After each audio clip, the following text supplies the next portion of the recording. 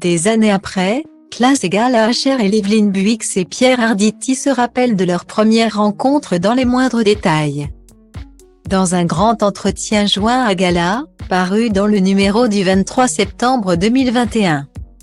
L'acteur de théâtre se souvient du pantalon tailloté et du chemisier blanc de son épouse. Elle l'a d'ailleurs trouvé mignon et sympathique, mais si on nous avait dit alors que 35 ans plus tard on serait toujours ensemble. Je pense que ni l'un ni l'autre ne l'aurait cru. Pourtant, Evelyn Buick et Pierre Arditi tiennent ici la recette de la longévité. Ils profitent de cette interview croisée pour partager un peu de leur magie. Déjà, ils se sont mariés très tard, en 2010. On avait chacun notre appartement.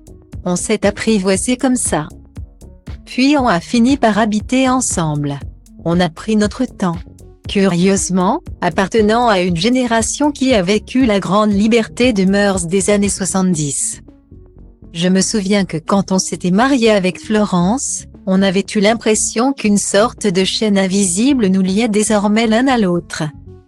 Alors que jusque-là nous étions virevoltants et très libres, pour ne pas dire libertaires, confie l'acteur de théâtre.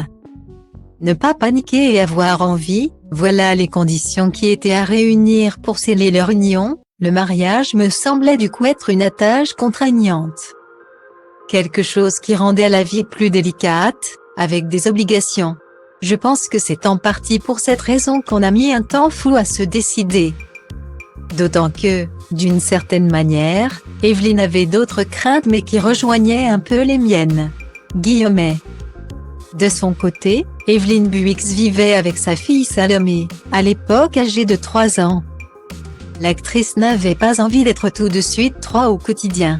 Et puis, je ne sais pas pourquoi, mais devenir Madame Untel me renvoyait à des schémas façon Feydeau, la femme. Le mari et la maîtresse qui débarqueraient forcément un jour ou l'autre. Sans compter que j'avais certainement peur aussi de perdre ma liberté car même très amoureuse. J'ai besoin d'être libre, d'avoir mon espace, développe-t-elle.